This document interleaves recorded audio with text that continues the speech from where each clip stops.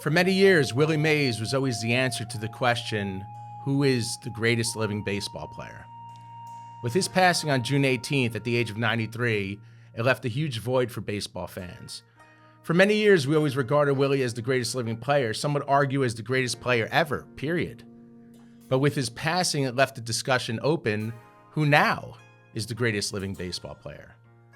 I think we all have a few pitchers in mind that's part of the discussion. Sandy Koufax, Mariano Rivera, Nolan Ryan, Roger Clemens, Maddox, Pedro. And when we talk about position players, we talk about Barry Bonds, Ichiro, Pujols, some would say Jeter, Mike Schmidt maybe, Johnny Bench, Ken Griffey Jr., Ricky Henderson, A-Rod. But my argument over the last couple months has always been Pete Rose. The all-time hit king, the 17-time All-Star at 5 different positions, 3-time World Series champion, 1973 National League MVP, and a time when Pete Rose and his Cincinnati Reds were on top of the baseball world. We're talking about the Cincinnati Reds teams from the 1970s, the most dominant team of the decade. 6 National League West Division titles, 4 National League pennants, 2 World Series championships back-to-back, 1975 and 1976. At their peak, so dominant.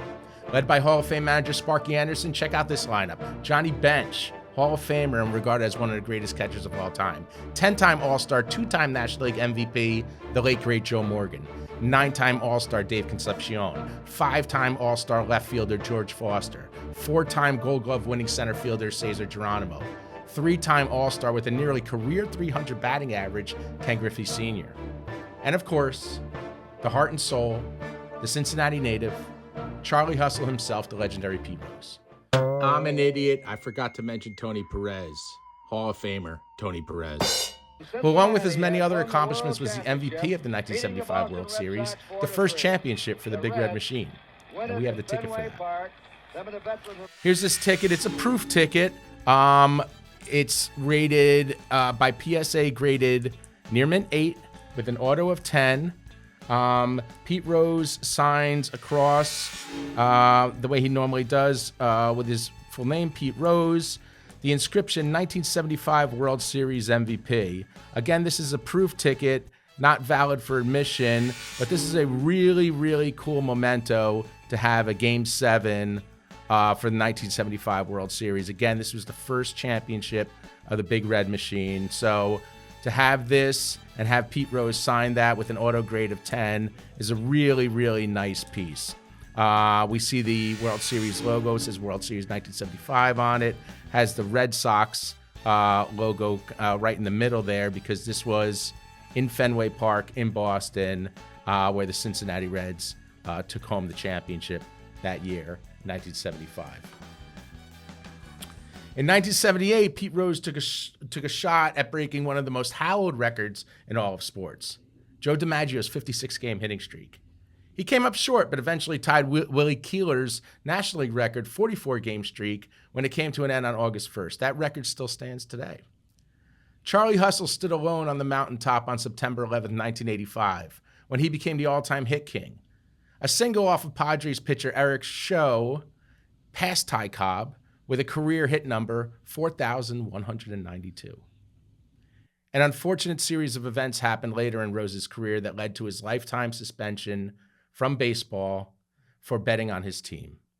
That would deny him his rightful induction to the Baseball Hall of Fame and tarnish an absolutely magnificent career on the field. Unfortunately, now he is not part of the debate of who is the greatest living baseball player. On September 30th, 2024, at the age of 83 years old, we lost Peter Edward Rose, nearly 35 years after he was issued a lifetime ban. And in today's mobile app betting world that we live in, where anyone with a smartphone could place a wager on any conceivable sport at any time of day, the lifetime ban of Pete Rose seems more ridiculous than it ever has. In all the years that baseball had a chance to wipe away the ban on Rose, they never even strongly considered it. Yet nowadays, you can't even watch a sporting event on TV without get flooded by DraftKings or Caesars or any other billion-dollar conglomerate with their big-budget commercials and their highly paid celebrity endorsers. Ironically enough, most of them are all former athletes. Pete spent the last 30 plus years signing autographs for fans at shows, and I was there for that. I was there to support that. I have quite a few balls and cards signed by Pete, and this 1975 World Series ticket, I was happy to spend my money to support Pete. And when I started doing this show, the Ticket Bastard series, I thought it would be cool to have a video of Pete to be on the show. I was going to reach out to his team over at Fitterman Sports, who represented Pete for many years, Ryan and his team over at Fitterman. But then I saw that he was a part of a service called Cameo, an online service that has celebrities give you little video shout outs for a fee. So I paid the fee, supporting Pete, and scripted a little video for Pete to say on the show. So here it is. I'll end the show with the unedited clip from Cameo to say goodbye to Pete Rose. Rest in peace, Charlie Hustle. Hey, Dave Cat. Pete Rose, the Hit King here. Remember the glory days of the Big Red Machine and our 1975 World Championship Cincinnati Reds. The videos look great. Best of luck with your new company. Keep knocking it out of the ballpark. Okay? You have a great day.